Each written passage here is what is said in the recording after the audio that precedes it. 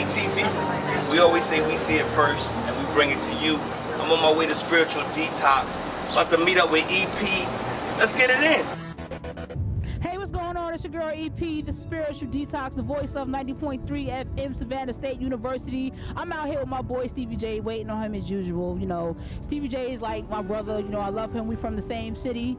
And, you know, we're going to be out here talking about business. We're going to ask him a lot of questions that you guys are concerned about, why he is the way he is, why he behaves the way he behaves, and why he deals with business the way he does. You never know anyone until you interview them. Everybody has a story and everybody has a reason of why they do things the way they do it. So if you're trying to be in this business, understand it. Without understanding, it don't make no sense to go to college and make money if you don't want to know how people are. Because if you don't know how people are, your business ain't gonna make no money. So let's go, Stevie J.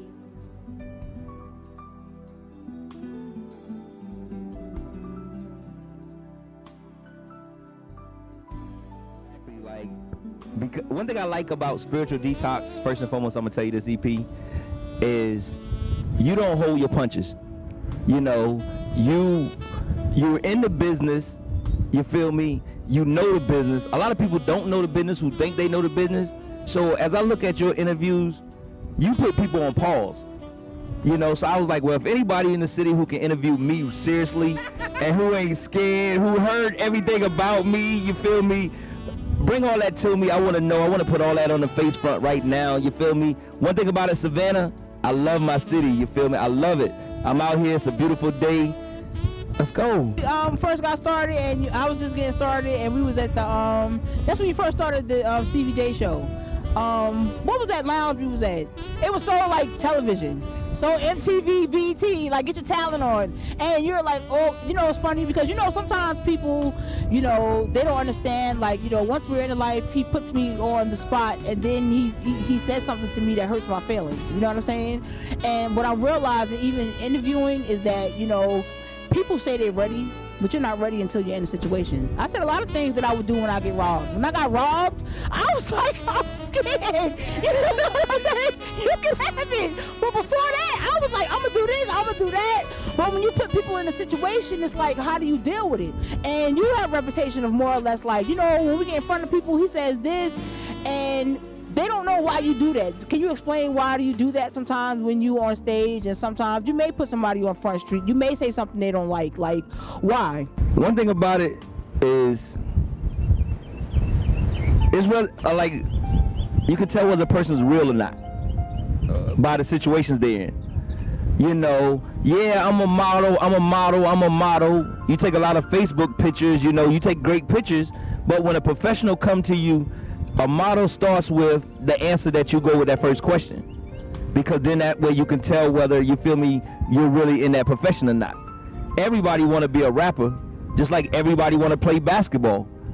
But if you 5'3", like I used to say, you're not going to make it to the NBA. I'm sorry. You're right, because I think I just went through something like that coming from Atlanta.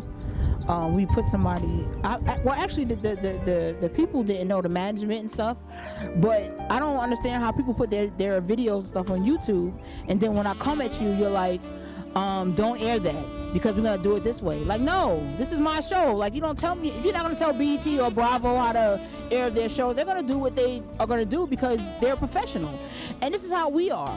So with that being said, tell me one more thing. I have had experience with some of your workers. Some of your workers, I don't even know how to say this, like, they break away from you and they say that they're ready. And you are this person and he does things this way. And it's funny because it's like, okay, cool. When you give them a chance, I see personally, like, you're not ready. I see why he gets you to get the coffee, because you're not even ready to be persistent and do what you're supposed to be doing and talking business. You're nowhere near ready. So I don't say anything. I just like branch away from them. So tell people, you know, what is it that you're trying, make your workers, what is their goal when they come work for you? What are you trying to do for them when they come, hey, I want to be on the Stevie J show, or I want to do this? What is your goal to try to help them? Good question. Thank you. Great question. First and foremost, I do marketing promotions. So anybody who joins my team, I want them to be part of a marketing and promotion company. 9 times out of 10 when a person come to me, they want to be or they have ideas of things that they want to get promoted. And I'm real with it. I say, okay, I'm going to help you build your brand by working for me. I'm going to open doors for you by working for me. A lot of times, and it's so sad that after the first event, they think they got all the knowledge. They think after the first event, oh, I don't need Stevie J now. You feel me? Yes. That's a lot of time, and then it kills me because me being the boss, even if I send somebody else to do the job, it's gonna come back to me. I got the job because it was me. You feel me? Stevie J TV, we turn parties to events. So you want that to be a part of what you're doing. And I try to tell people that and train guys that not the first month, but later, your company, when you offer people that same type of quality, you feel me, that same type of passion with what you do, they're gonna love you too. Because I wanna be a stepping stone for them. But learn first on how to do it. Don't just jump after the first event, after the first month, and say, oh, I'm better than Stevie J because you thought that. We all think we're better than somebody else, but are we really? You feel me? And it killed me because it comes back to me. Oh man, I had somebody else. No, he left me with some work. You feel me? He didn't get the job done for me. That's why he went to you. A lot of times what means a lot to me in the business is when somebody recommend me somebody, they represent who you are. And when you recommending me somebody, you're basically letting me know that, look, you're in good hands and, you know, trust me, this person is really good. Now, the one thing I cannot oh my God, I cannot stand is when somebody recommend me somebody and they're not who you say they are. That to me means a lot because I feel like me on a person that's like trying to come up, what's very important to me, even as a young lady, you know, being in the male dominant industry, is that, you know, spiritual detox is my baby. So I have to make sure that anybody touches it, that, you know, they're basically giving spiritual detox growth. You understand what I'm saying?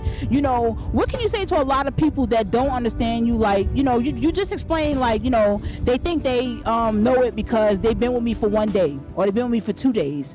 Why is it so important that, you know, you train these people for professionals or people that's trying to be professional? You know, it's so important to as far as their growth. That's real. And I mean, and that's the thing, me and a friend was just talking the other day about the power of vouching for someone. Yeah, there you go. You see me 9 times out of 10 by myself. Because when people look at you, they look at who you with and that you give vouching for that.